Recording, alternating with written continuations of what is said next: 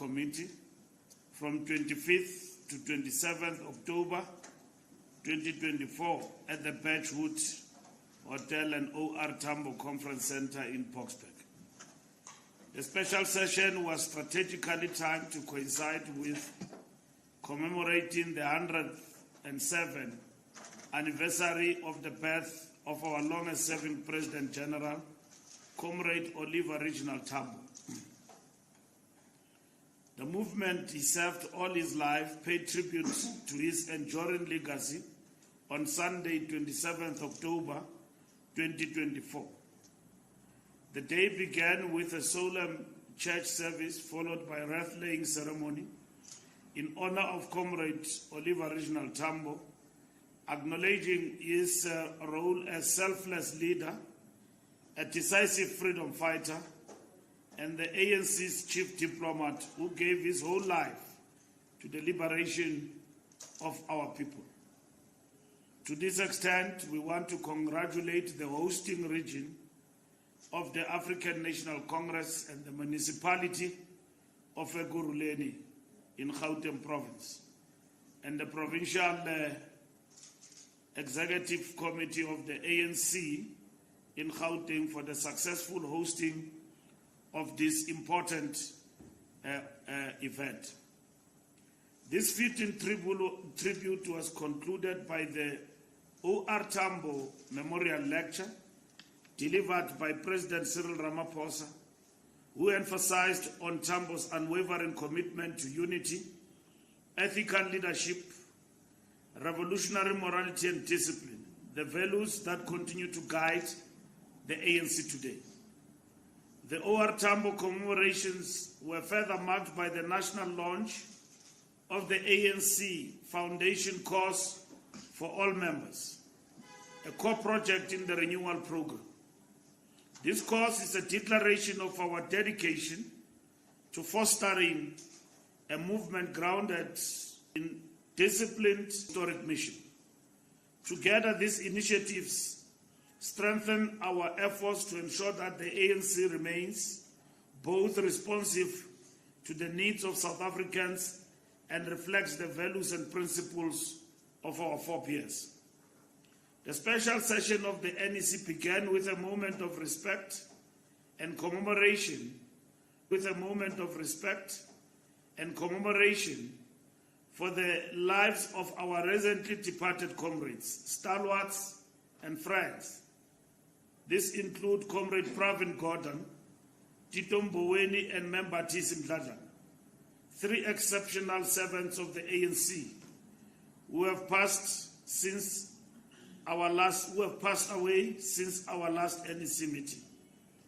We extend our heartfelt condolences to their families and to all South Africans who have lost their loved ones during this period since the last meeting of the National Executive Committee. In the next coming week, we will have a memorial service for Comrade Tito Mboweni. The NEC rigorously engaged the reports before it, addressing the domestic and global balance of forces, alongside diagnostic insights onto the state of our organization and the Integrity Committee's recommendations. Our collective reflections have informed our strategy to protect the ANC through strict adherence to renewal efforts, strengthened branch capacity, and intensified public accountability for our representatives and leaders at all levels of our structures, from the branches to the NEC. On the diagnostic report, the NEC received the initial iteration of the diagnostic report on the state of the organization, which builds upon two previous reports presented by the Secretaries General Kgalema Motlanthe in 1998 and Gwede Mantashe in 2017. These reports provided a foundation for subsequent NGC and National Conference resolutions, as well as NEC decisions and regulations on organizational development, discipline, and renewal. This draft report presented to the NEC remains a work in progress, and will be enriched through visits to various provinces and engagements with regions and branches by the Secretary General and a team led by the organizing department. The final report is slated for presentation to the National General Council in 2025. The special NEC deliberated on the probing question of whether recent national and provincial election results reflects a judgment on the ANC's success in fulfilling its historic mandate for a united, non-racial, non-sexist, democratic, equal and prosperous society. The 30-year review report highlights an unparalleled record of transformation in any post-colonial society. However, many of our people did not turn out to vote for the ANC, to the extent that it can no longer form a government independently. The special NEC engaged in extensive discussions on the potential drivers behind this electoral outcome. From the perspective of individual membership and leadership, the diagnostic exercise addressed the extent to which we have projected or failed to project the aspirations of the masses. It acknowledged the importance of ethical conduct as reflected in the establishment of the Integrity Commission, tasked with upholding ethical standards among members and leaders of the movement. This commitment to integrity directly impacts perceptions of whether the organization genuinely represents the aspirations of our people. This diagnostic exercise, to be further led by the Secretary General and the organizing department, will include visits to all structures across the country, focusing not only on individual integrity, but also on the integrity of branches and regions. The NEC-led diagnostic will contribute to the necessary prognosis for the future. As outlined in the diagnostic report, this process is not about reinventing the wheel, but about implementing existing policies drawn from foundational documents such as the Freedom Charter, Ready to Govern document, the RDP, through the eye of the needle, national conference resolutions and government programs like the IDPs and at local level and the NDP at national level. Equally, it calls for adherence to both the ANC Constitution and the Constitution of South Africa. We have a truly committed crop. We need to examine whether we have a truly committed crop of activists and cadres. In pursuance of this resolution, all members will need to write a motivation letter and state why they should be reaccepted as returning members or accepted as new members into the ANC branches. On the party building and branches, the NEC noted that there has been a decline in the membership of the ANC due to the deserters and disruptors. And we acknowledge that the revolution is swift once an impure load has been offloaded. The renewal program aims to ensure that the ANC purges and strengthens itself as part of ensuring we have a truly committed crop of activists and cadres. In pursuance of this resolution, all members will need to write a motivation letter and state why they should be reaccepted as returning members or accepted as new members into the ANC branches. The NEC recognizes the urgent need to confront complacency regarding the state of our organization. The focus must shift to revitalizing the ANC at its core, beginning with our branches, which are the basic units of our movement. The decisions made during the 54th and 55th national conferences aimed at organizational renewal must now be translated into concrete action. Branches are crucial to our effectiveness as a movement, serving as a vital point of contact for community members seeking information, support, and assistance. The NEC reaffirmed its commitment to building authentic branches dedicated to our national democratic revolution, rejecting transactionalism and the culture of buying membership and placing self-interest above the organization. Politically vibrant and impactful branches must replace hollow structures that lack standing or genuine engagement within their communities. Our branches, as defined by the ANC Constitution, must fulfill their role in shaping South Africa's path forward, not serve as platforms for careerists or sectional interests.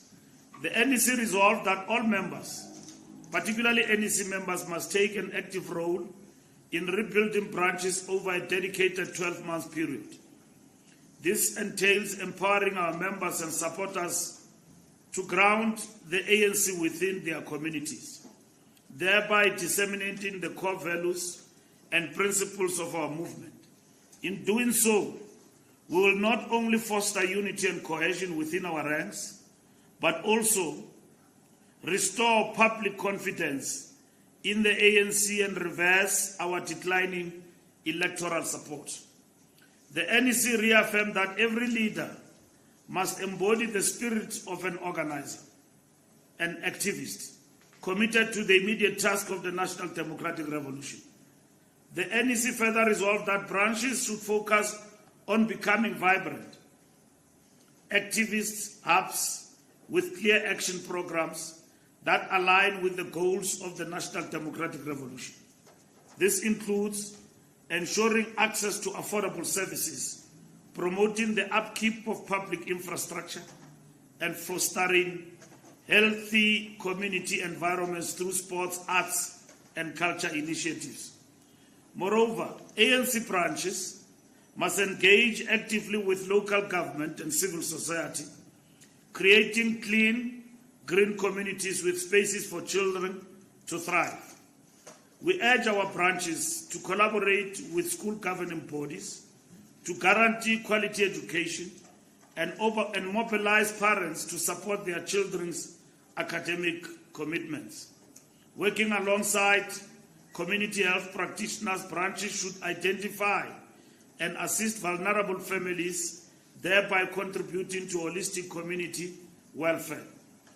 The NEC welcomes the improvements to the membership management system, which will help mitigate practices that degrade our organizational integrity and accountability. On the foundational costs for all members, the special NEC welcomed the progress being made in political education and commended how this will further the organizational renewal agenda.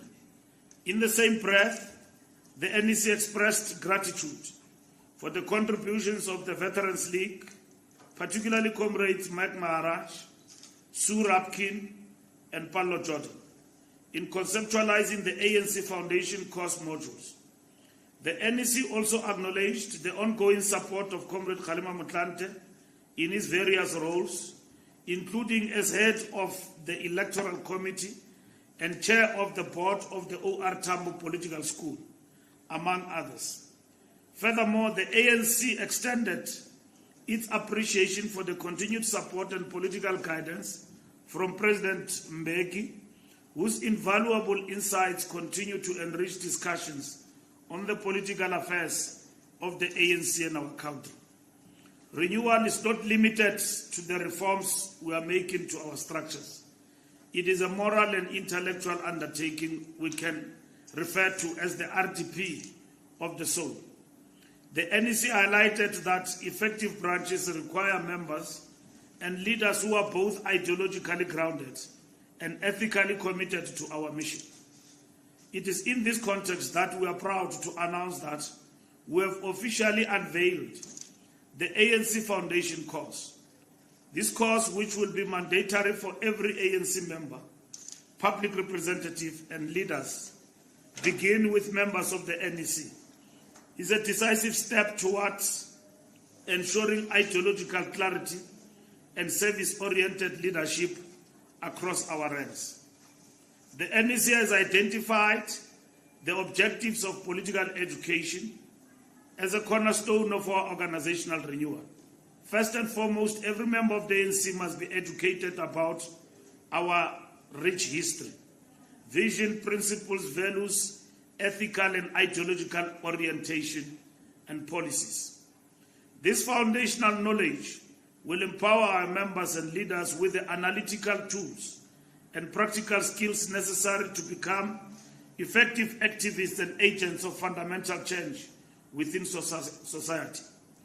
Additionally, through dedicated efforts in organizing and continuous training, we aim to transition from merely quantitative membership to cultivating high-caliber activists and cadres, individuals equipped with distinct qualities and skills suitable for advancing each phase of the NDR.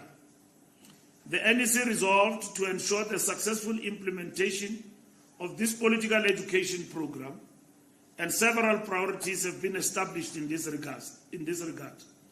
The first priority is the rollout of our compulsory mass political education initiative, commencing in November 2024 and running through June 2027, which will engage the entire membership of the ANC in person at their respective branches.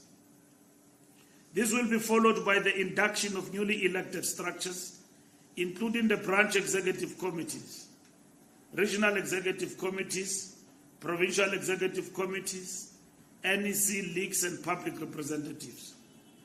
Other critical components will include compulsory political classes for all leaders at various levels and mandatory policy master classes for those in government positions. Furthermore, the establishment of joint political school programs with other progressive parties and movements will broaden our political education scope, fostering collaboration and shared learning across the continent and beyond. By implementing these measures, the ANC seeks to equip its members to embody the values and principles of our movement, and ultimately advancing the goals of the NDR and fostering a more just and equitable society.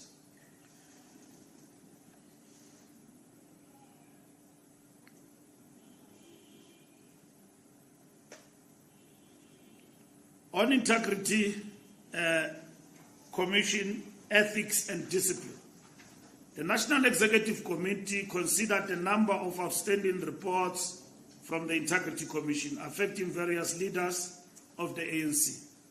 The NEC accepted the recommendations of the Integrity Commission, while noting that recommendation in respect of certain cases had been overtaken by events, which included those who have either died or have since left or were expelled from the organization. The NEC approved the amendments to the terms of reference of the Integrity Commission. The most significant amendments relate to the establishment of an appeals panel that will consider appeals by members and leaders aggrieved by outcomes of the Integrity Commission processes and decisions. The amendments further provide for the member whose conduct is under the spotlight to be provided with an opportunity to respond to the draft report of the Commission. Similarly, the final report must be shared with the individual consent. At the same time, it is submitted to the Secretary General for consideration by the NEC. The NEC equally resolved that members have a right to take the report of the Integrity Commission on review should they elect to do so. This will ensure alignment of the Integrity Commission processes with the rules of natural justice, which are an integral part of our jurisprudence. However, it was emphasized that the Integrity Commission and its work is not essentially about upholding the laws of the country, but rather an appeal to a higher bar on leadership and membership obligations with regards to ethical conduct. It was noted that in some of the cases, no law of the country may have therefore necessarily been violated, but rather that the conduct itself lent to undermining the public perception of the ANC as a leader of society, and thereby bringing the organization into disrepute. In doing so, the Integrity Commission will not seek to be legally punitive, but rather corrective to ensure compliance with the ethical conduct spelled out in the terms of reference, as well as the high premium of expectation on all leaders of the ANC with regards to their public and private conducts. Matters of ill discipline, to the extent that the Constitution and other policies of the ANC have been violated, will continue to belong to the realm of the disciplinary committee, whilst violating the laws of the country have additional dimension of facing the courts of law. The NEC mandated the Secretary General to proceed with speed in establishing the independent panel.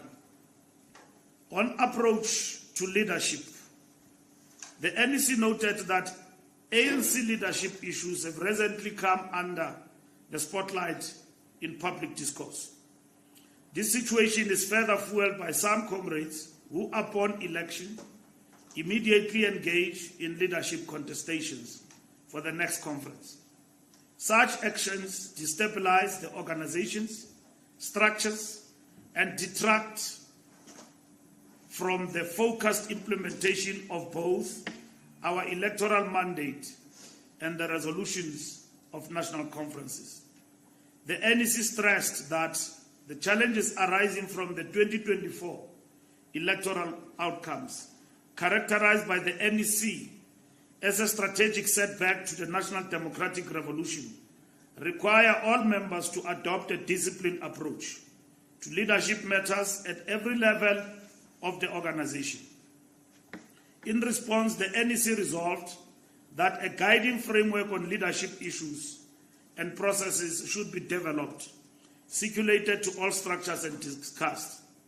Once adopted, this framework will guide leadership processes at branch, regional, provincial, and national levels. That document will be developed closer to the conference in 2027. The ANC's Electoral Committee, elected by Comrade Kgalema Motlanthe, will be tasked with examining the influence of money in leadership elections. The NEC further resolved to establish a standing committee to investigate leaks of NEC and NWC information to journalists and third parties. This permanent committee will conduct forensic audits of information leaks by NEC and NWC involving internal ANC decisions and discussions. And in most instances, these discussions and decisions distorted. The ANC have got an obligation and a responsibility to defend itself against distortions from faceless sources masquerading as credible to the media. So this decision will be implemented to defend equally the integrity of ANC information, because the ANC speaks for itself and it does not speak through third parties. In the recent past, we have had a number of fictitious meetings of the ANC that were reported to the press that never took place, with fictitious decisions that were also reported to the press. That undermines the standing of the ANC in terms of credibility of its decisions and communication of its decisions. This is done, albeit the fact that through our spokespersons and all those who are entrusted with the responsibility to communicate have been available to the media at all times. But nonetheless, what becomes saucy and very attractive is faceless. The committee will be composed of experienced professionals and seasoned ANC members. Additionally, the NEC decided that no member should engage in leadership contestation. GM 2027, whatever, any of those tendencies, lobbying or self-promotion in the name of the ANC for any position in the lead-up to 2027 National Conference, except within the period to be determined and announced by the Secretary General. Any member violating this directive by engaging in unauthorized leadership contestation will face disciplinary action without hesitation. As such, behavior that detracts from the critical work of implementing National Conference resolutions and our electoral manifesto will be dealt with accordingly. The NEC was firm that the ANC must not be drawn into premature leadership discussions that divert focus from addressing the strategic setback to the National Democratic Revolution. On public representatives, the NEC has resolved to strengthen public participation and accountability by ensuring that all our elected public representatives, councillors, members of parliament, and members of the provincial legislatures engage closely and regularly with community members. This engagement will involve holding regular public meetings to address local concerns, inform residents about available government services, and clarify pertinent policy matters under discussions on electoral reforms. On electoral reform, the NEC approved the ANC submission to electoral reform consultation panel, which called for submissions on why, how, and whether the current South African electoral system should be reformed, changed, or even replaced with another one. The deadline for submissions is 31st October 2024. The NEC noted that post the deadline, the panel will undertake public consultations, which will inform its final report to be tabled by the Minister of Home Affairs to Parliament in 2025. The ANC will work with a broad front of civil society organizations and other parties to mobilize support for the electoral system reforms it believes will strengthen our democracy and accountability of public representatives in a meaningful manner. On the national dialogue, the National Executive Committee reaffirmed its alignment with the commitment made to the South African people to convene a national dialogue aimed at charting a collective path forward for our nation. This national dialogue will invite participation from all sectors of society in setting national priorities and determining the future direction of our country. Through a series of plenary sessions, working groups, and familiar social dialogue processes, we will also utilize this opportunity to educate our citizens about our history, the Constitution, and the importance of public participation and civic responsibility. This national dialogue will serve as a rallying point as we prepare to commemorate the 70th anniversary of the Freedom Charter in 2025. We must mobilize all people and structures in every township, village, and city to gather proposals and submissions that echo our enduring commitment to freedom and justice. On socio-economic transformation, on addressing the cost of living and expanding zero-rated goods, the NEC acknowledges the immense pressure that the rising living costs place on South African households. Recent relief in petrol prices, aided by a stronger rent, offers some break, but we recognize the need for deeper interventions.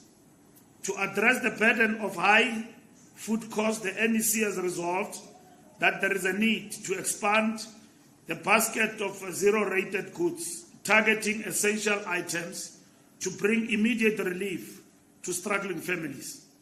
The NEC recognizes that there is a need for engagement with food retailers and look into supply chains with the aim to prevent exploitative pricing on basic foods and to ensure accessible and affordable essentials for all citizens. This expansion of zero-rated goods is part of our broader strategy to tackle poverty and hunger, reinforce job creation, and drive economic inclusivity. Through these initiatives, the ANC is committed to building an economy that directly serves the needs of the people and delivers lasting relief from the cost of living pressures. On security and social transformation, the NEC discussed the tragic deaths of children in Soweto, all under the age of 10, after ingesting contaminated food bought from a local spaza shop. The NEC expressed heartfelt condolences to the bereaved families and urged the government to expedite investigations to determine the cause of these deaths and take decisive action to prevent similar tragedies in the future. The NEC commended the government's multidisciplinary approach, collaborating with all relevant authorities and departments to trace the source of contamination and hold accountable those found culpable.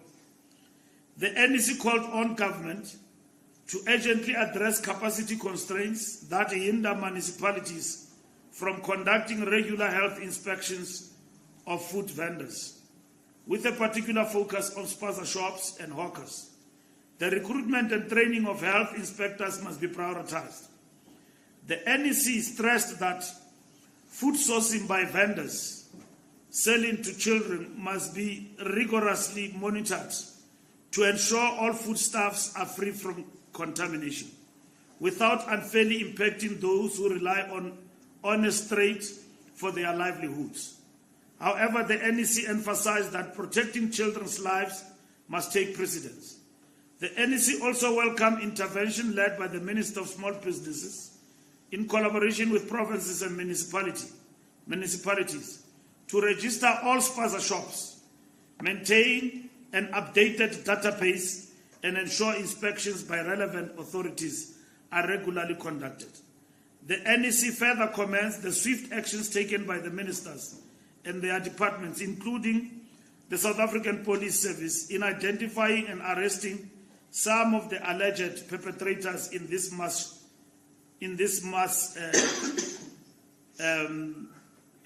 ingesting of contaminated food from the spaza shops.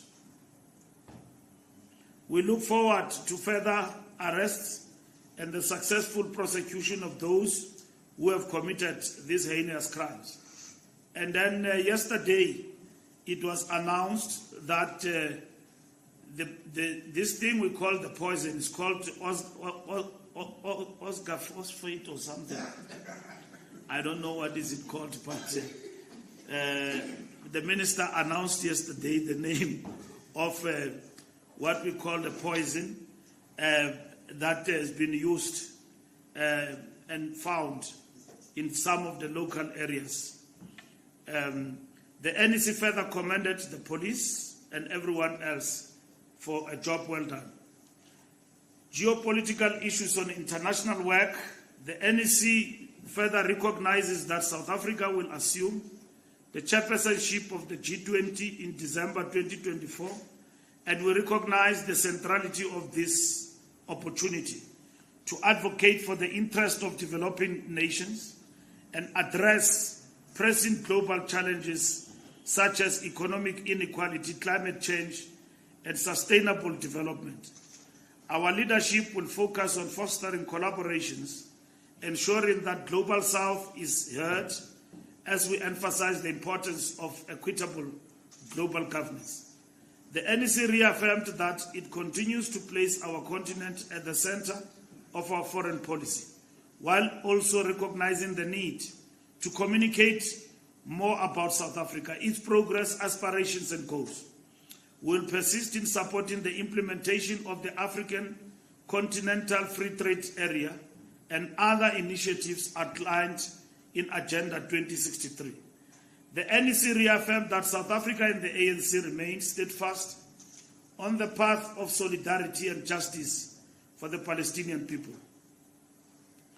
Our nation's legal and diplomatic teams recently presented our submission to the International Court of Justice in support of the case we have brought against the State of Israel for the crimes of genocide that it continues to perpetrate against the Palestinian people in Gaza.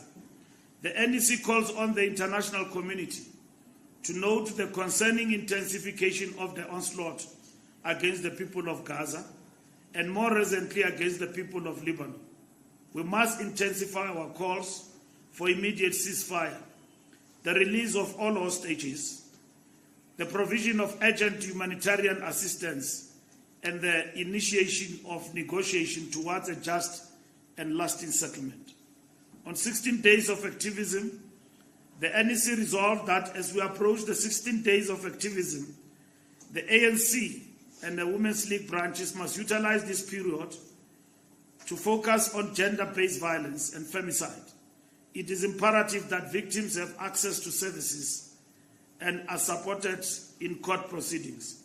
Furthermore, we must promote initiatives that educate men and boys against toxic masculinity and the use of violence as a means of problem solving.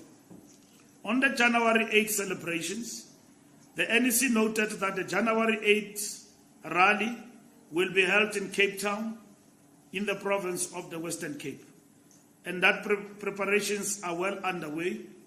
Additionally, the NEC acknowledged that preparations for the 2025 National General Council will be a key highlight in the organization's work, driving renewed focus on accelerating service delivery.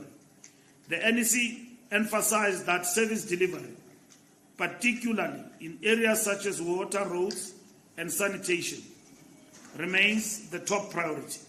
It called on the police to implement decisive interventions to stop criminal acts of extortion, which undermine local entrepreneurship and local economic development. This includes addressing instances of sabotage, targeting water infrastructure, often used to justify water tanker tenders. In conclusion, the NEC emphasizes the importance of unity and disciplined engagement as we navigate these critical periods. The ANC must remain steadfast in its mission to serve the people of South Africa and fulfill the promises of the National Democratic Revolution. In the spirit of Oliver Tambo, we commit to ensuring that our renewal program reflects the highest ideals of the ANC and meets the demands of our time. The special NEC meeting has set for us a resolute course to address the challenges ahead, to guard the ANC jealously, and to continue our historic mission of serving the people. Thank you.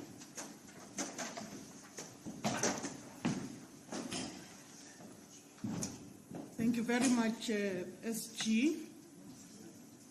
At this point, I would like to turn to yourselves, members of the media, for questions. I will start here with 24, and followed by Sunday World and then SABC.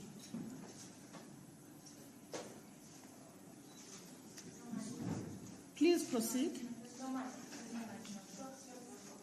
Yes. Mr. Mbalula, I'm going to start with the membership system overhaul. I've listened to the presentation. It sounds interesting, but I want to ask you, does the ANC really believe that people, young and old, will sit down and write an essay to join the ANC? I mean, these days, they facilitate applying for jobs. That's my question. And also, what would happen to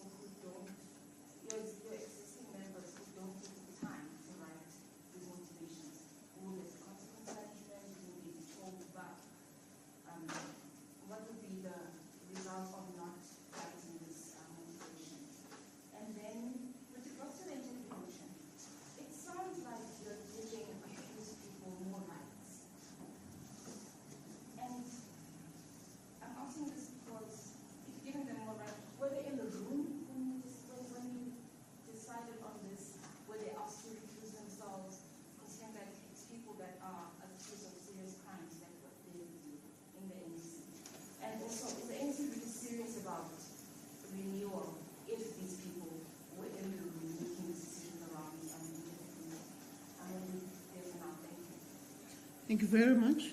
Sandy Weld. Thanks, it's Mawande from Sunday World, SG. Maybe before I started my questions, I know the investigation of leaks. It's interesting that we are finishing as time. But anyway, it's fine. It's fine.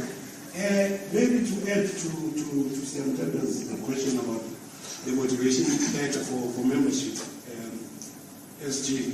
So what is the actual criterion as it relates to the motivation? So after the motivation letter, what happens? And also, what is it that the ANC will be looking for in this motivation letter? And also, just how practical is this whole thing? Because Khutazo wants to join the ANC for rogue reasons, but he can't write a motivation letter. I'm his enemy. I can write a motivation letter on behalf of Khutazo, which is according to the spec that the ANC is looking for. Then a rogue Khutazo gets accepted as a member, but you actually didn't write that motivation letter. So the practicalities of this and the criterion and how do you make sure the person who allegedly wrote the letter is actually the person that wrote it. And then on the integrity commission appeals, and then who are the, like what is the criterion of the people who are going to constitute this panel and you say that they are going to be announced? Who are they, like what kind of people is the ANC looking for, and maybe to have any names in mind? And so I know it's probably early to ask that question, and also maybe to add on some tenders points also on this particular aspect. Is it this an embankment on the Integrity Commission that it was actually a toothless dog? If we want to add a watchdog to the Integrity Commission, because if they're doing a right job, there shouldn't be anyone who's aggrieved with their work.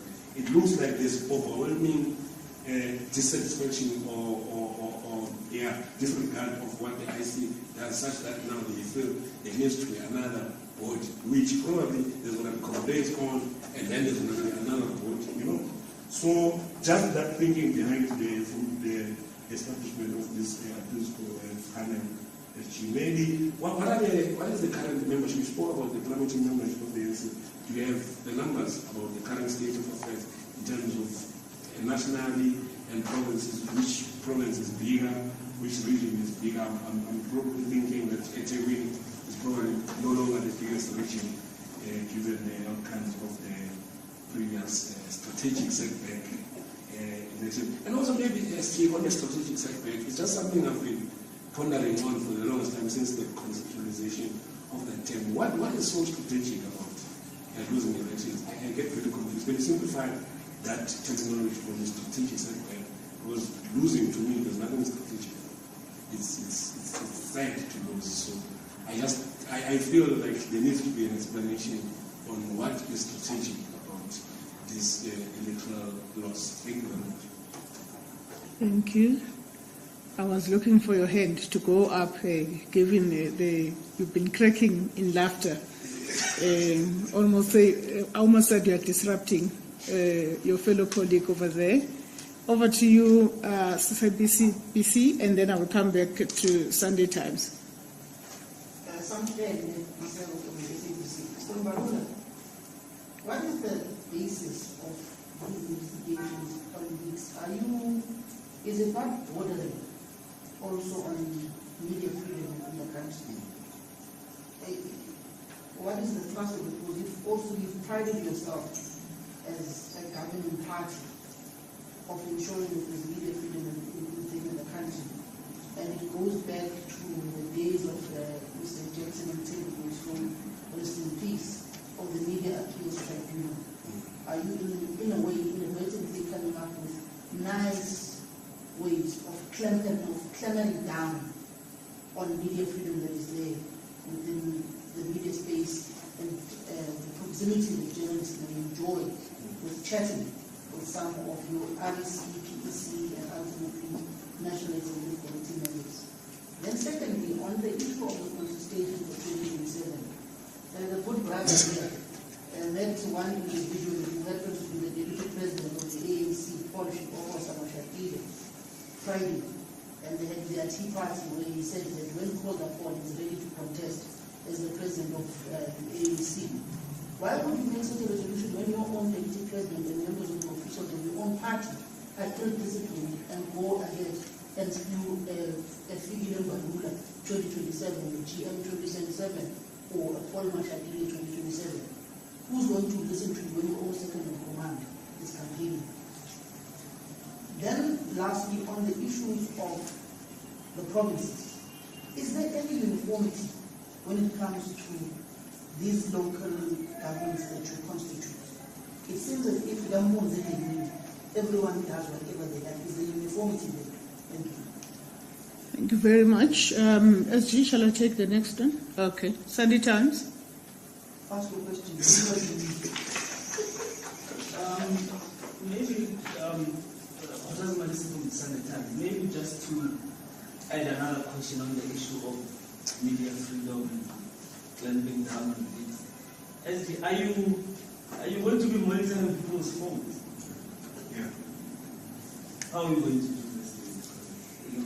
There's Poppy Act and all of those things will not be infringing on people's privacy.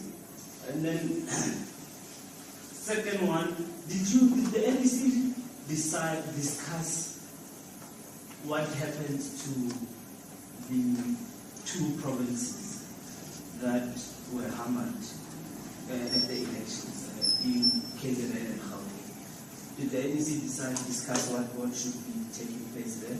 Because I remember there was a notion that you had to go visit both KZN and Gauteng again, but there was a view that perhaps the structure there should be either disbanded or reinforced or overhauled. Did you go into those discussions? And maybe lastly, SG, there's a notion that the Integrity Commission has communicated to the Premier Report that she should X or fire one of the NECs, the Florence Atzlan, owing to the allegations of VPS. Did this come up in the report back from the Integrity Commission, and did the NEC take a decision? Thank you very much. All right. We will then take SG. And if there are other questions, we will come back and have a second round.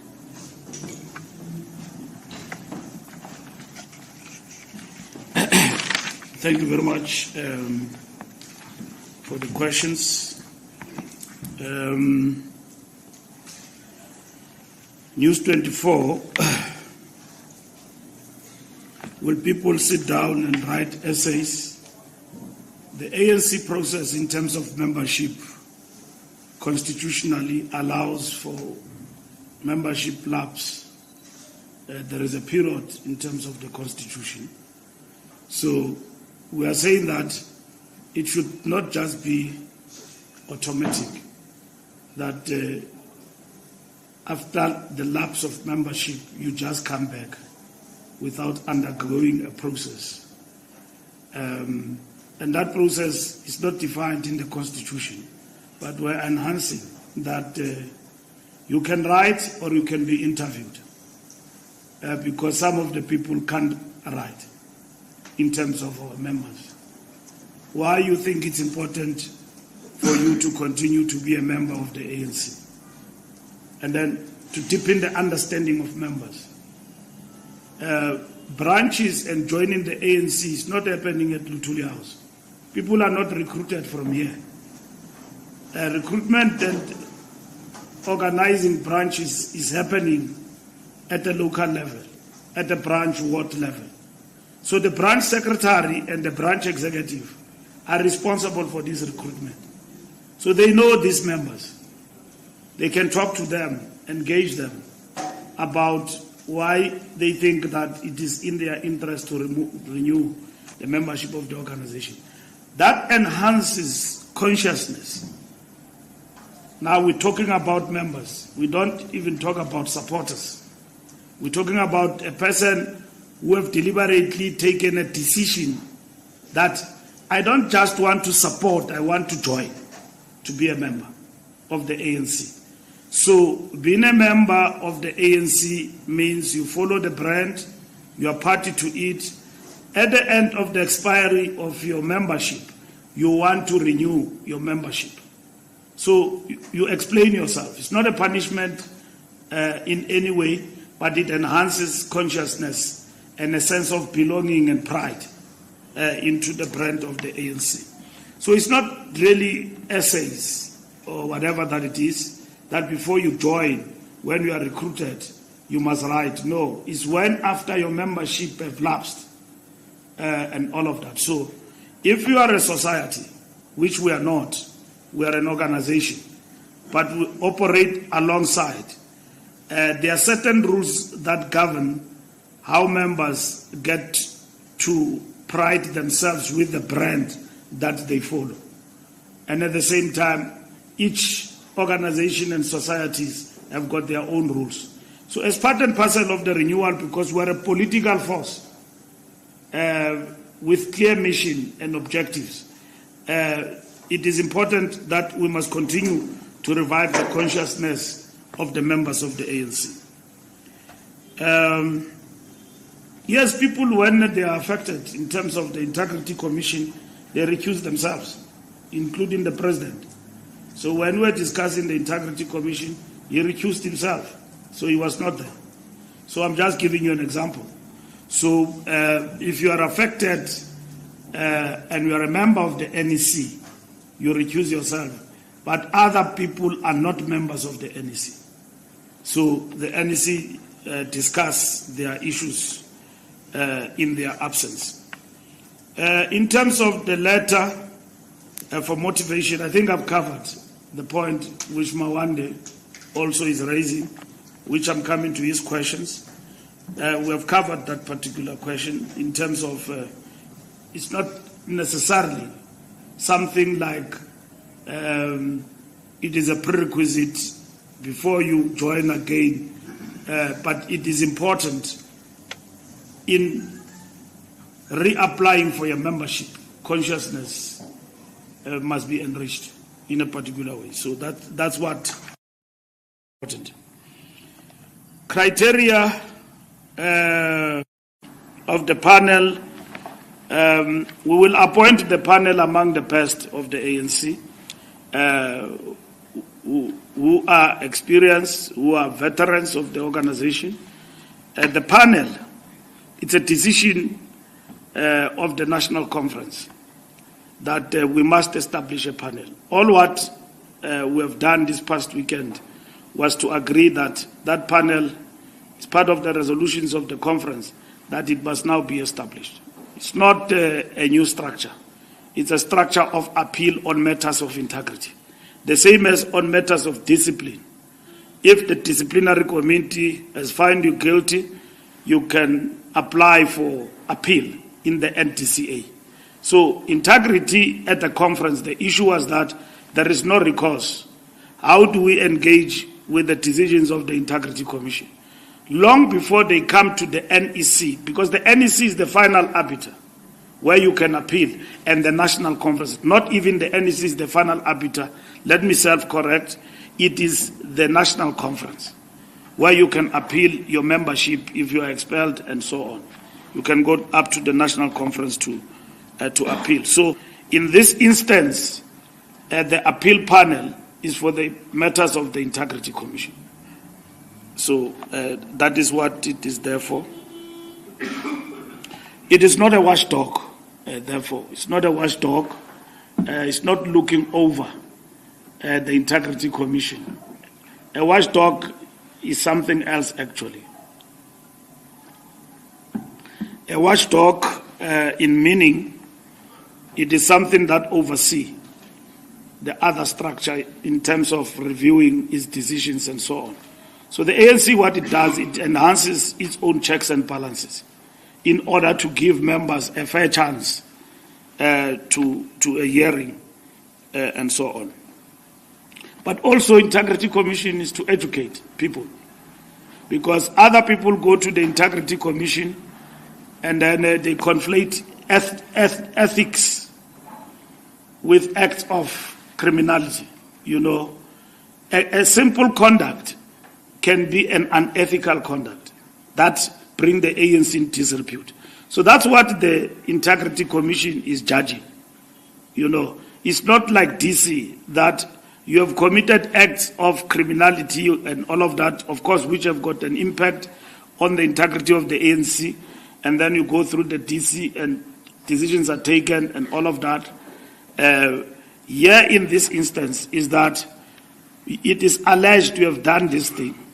You explain yourself. But are you aware that the actions that you have taken have affected the ethical standing of the ANC in society? And therefore we think for you to correct, you have to undergo the following things. There's a lot of things we still need to improve in terms of the Integrity Commission, because these are uncharted waters. The set of things that are defined as acts of ethical conduct, misconduct, and what are those? So we have to improve going forward in terms of the work of the Integrity Commission. The strategic setback, it means that you have not lost power, but you don't have unfettered majority.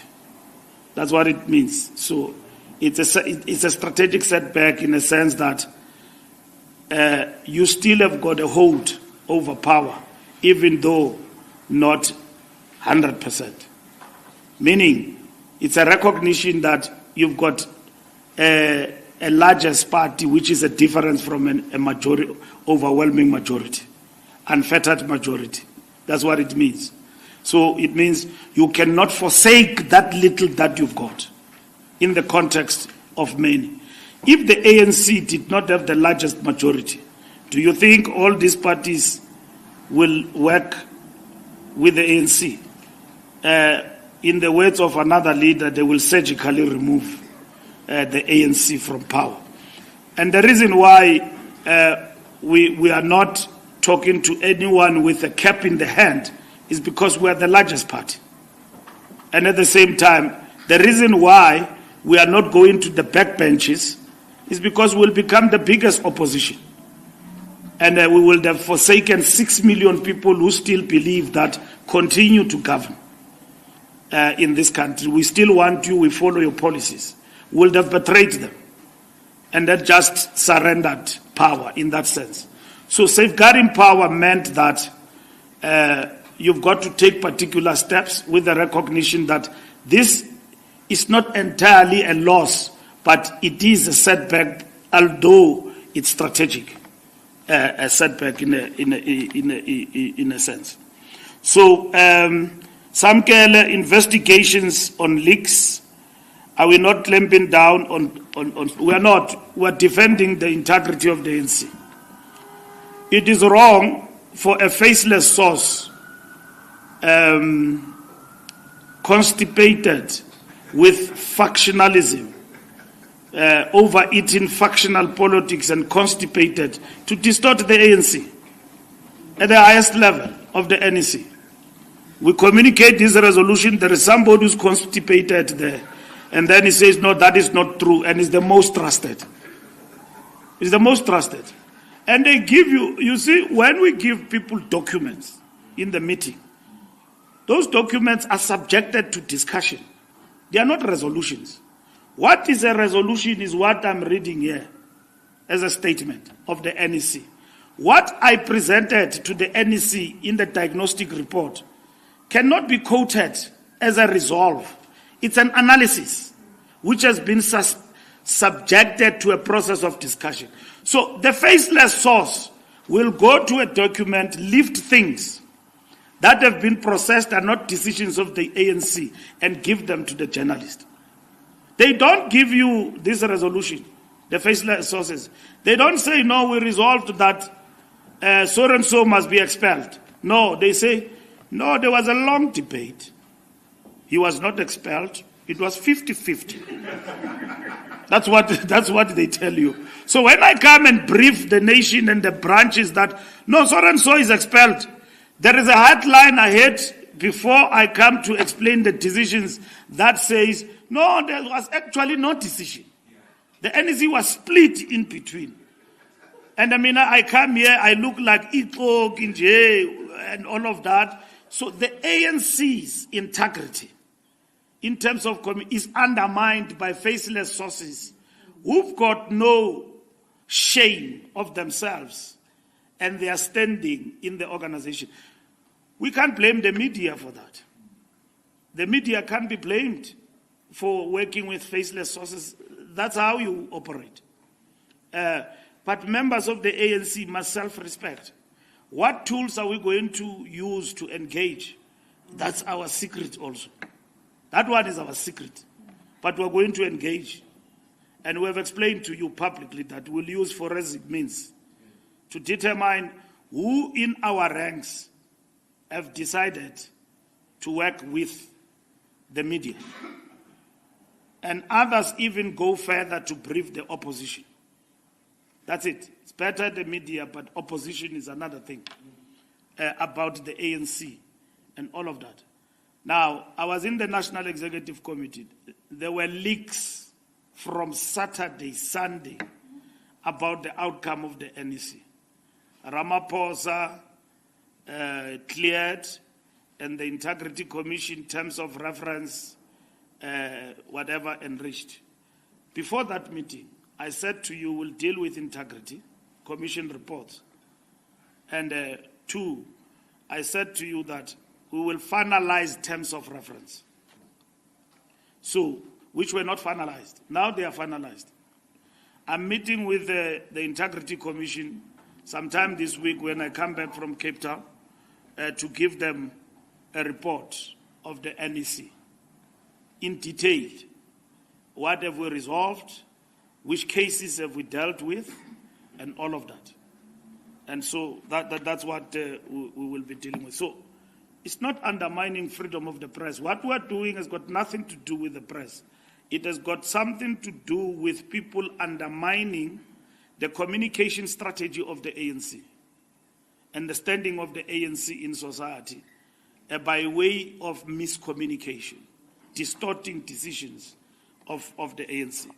If I'm a journalist and Mbalula is your source as the Secretary General, why wouldn't you write? Ubambe inkunzi mos. I mean, upete upopo. The SG is leaking. We are what?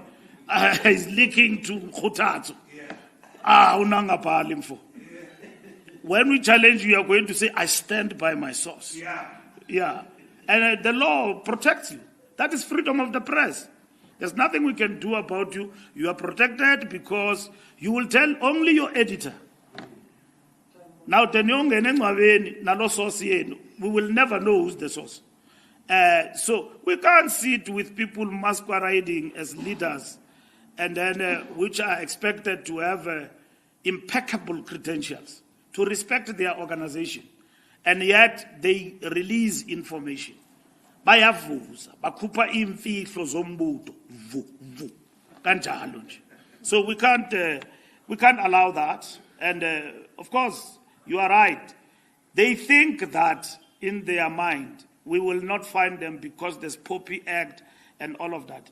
We will teach them that every party, even if it's a security company, anywhere else, when it is attacked, it has got the right to use any measure in the law to defend itself. There's nobody who will come here to Lutuli House and tell me if you leak the decisions of our meetings and I found you, through the law means that I must not defend the ANC. The National Conference is going to ask a question. What did you do to defend the ANC? Members of the ANC don't like these leaks because they themselves are not in the NEC. So, members whom they've elected to lead are the ones who show that they've got no integrity. Actually, they elected wrong people. When we avail ourselves of the record, on the record, that's Mahlengi's role. And if the media doesn't find us on an issue, it's another story. That comment is sought even on difficult questions. When journalists wake us up and say this and that, even if you don't like the question, as a media person of the ANC, You cannot have feelings. They can ask you things that you think that they are irrelevant and all of that. You can't have feelings. You are a communicator. You must have shock absorbers. Even if they can ask you that, I think that you people are stealing. We are even but you must have shock absorbers to say, what do you mean? Can you write down your questions? I can answer them. And then that is it. And we are equally not obligated to answer everything. Based on it is our prerogative that we exercise. It's a media strategy that every party or individuals actually follow. Mashatile's remarks, we have discussed that with the DP. Those, you interviewed him before the NEC decision. Now decision of the NEC is here. And DP was actually clearer in terms of his answer. You asked him about this question, wamfaka ngenhloko uyabona uDP, and he answered a proper question. He answered properly. He said that when they want me, I will raise my hand, and then that was it. In terms of the ANC rules now, directive, we don't want that. No leader should be answering such questions. Every ANC member must be preoccupied with service delivery, cost of living of the people and all of that. This item will come. It's not like it is fast, people are not discussing leadership, they are not doing anything. It cannot be our agenda now in 2027. It cannot be. We still have got an election to win in 2026. We've got a program of action to implement of rebuilding the ANC. If we now preoccupy the ground and everywhere else and our membership with conference and leadership, that is personal aggrandizement which have got nothing to do with what we have characterized as a setback in this moment we're in. Where are we? We have lost the biggest majority, yet the biggest priority of the ANC is who becomes a leader. No, we can't allow that. We have drawn the line. That line is going everywhere. You speak, yeah, we attend to you. Wherever it happens, Youth League, Women's League, Veterans League, nobody is allowed. We will communicate this also to our allies and so on. But nobody is allowed, members of the ANC, to deal with this matter. We have dealt with that issue with the DP. We discussed and he explained and I understood perfectly. We understood each other and I don't think there was something wrong with what Paul said in terms of that answer. But it could be used to fuel the succession debate in the ANC, which we don't want. Not that it will not be there. Not that people in the ANC are not discussing this matter. They are. The critical question is that we must open a discussion at the right time, and we said that discussion will be guided by a political perspective. Now, we are embarking on renewal, we are embarking on rebuilding of structures. That's what this National Executive Committee have directed. And this is what we must implement. There's not going to be another meeting to conceptualize a program of renewal and rebuilding. It is there. It is concluded. The next meeting of the NEC is to get a report from the SG. How far are we with the rebuilding? What is happening with the rebuilding? Membership, political foundation. What are we doing with all of these things we have agreed? Integrity Commission, what is happening? Are we consistent now? We've got terms of reference. Are we doing the right things and in the way we are doing them? So our job at Luthuli House is to oversee the revolution of organizational renewal at the highest level in the ANC. And the Commission of Organizational Renewal also must function to oversee these programs are actually implemented. Uniformity on coalitions. Unfortunately, Samkele, you can never reach uniformity. you get into another place, you find that, look, first, our guiding principle in terms of coalitions is that the party with majority must lead everywhere, okay? And then you go and talk to political parties, they don't agree with that. They don't agree with that. You've got an option to be an opposition and all of that. And then they say, no, we agree, but we want mayorship. A party with no majority. And then you are the biggest party.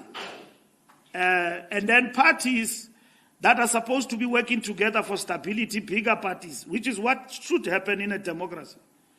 A party that have emerged, 1 and 2, must work together to govern. They don't find each other. Like we don't find each other with the DA in the coalition talks in Gauteng at the local level. But if the ANC and DA were to come together in a coalition, work at the local level, and the IFP and everybody, like it happened in KZN, will you have instability there? No. There will be water. Council will sit on time because the two contending powers are governing. And then there will be services. Mayors won't change week in and week out. Now, with small political parties, there is a risk. It's what we call not even a grand, is it a grand coalition? Yeah. A grand coalition has got risks. You get blackmailed there by somebody you can't leave.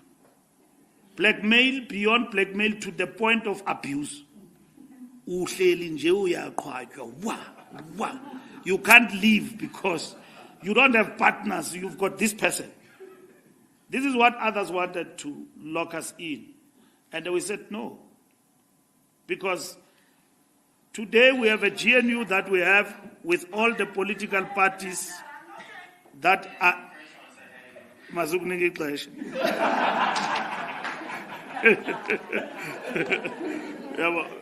You have come with all the nefarious intentions to disrupt this press conference. But I must tell you, you won't succeed.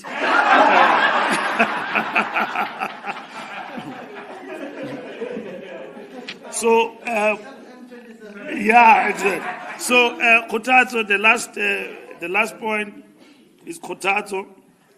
The leaks matter, I've addressed it. ANC is not rogue. Won't do illegal stuff or intelligence. We don't have that capacity. But we can do things like even legal firms do, legally. Employ forensic people to help us defend ourselves against rogueness and distortion of our views. And that is it. And I can see your look, you are thinking about your phone, and that you are an independent journalist, so you can't be tapped. No, we can't. In terms of the Poppy Act and all of that, we don't even have such powers. We don't do that. We investigate how these things actually happen, and there are many mechanisms to do that. Did we discuss KZN and Gauteng? We did not. We are going to discuss them in the last NEC of the year. We are supposed to go back to Gauteng and KZN to finalize our discussions with them about what we have gathered on the ground and what we believe must be the way forward. The reason why we did not include that discussion in the agenda is because we did not want to conflate issues. This NEC was methodological, clinical, straight to the point, integrity and rebuilding the ANC. So we're going to implement all of what has been agreed by the special NEC. We came from a 6-day meeting where we analyzed what happened in the election. And then we summarized, we said, this is a strategic setback. And then we said that GNU is not an end in itself. It's a tactical maneuver. It can actually collapse or it can withstand its time for 5 years. So the possibility that the GNU can collapse or other political parties in the GNU, let me not say GNU collapse, that other political parties can leave the GNU, it's high. Not GNU. That other political parties can choose to leave. They can. But GNU will not collapse because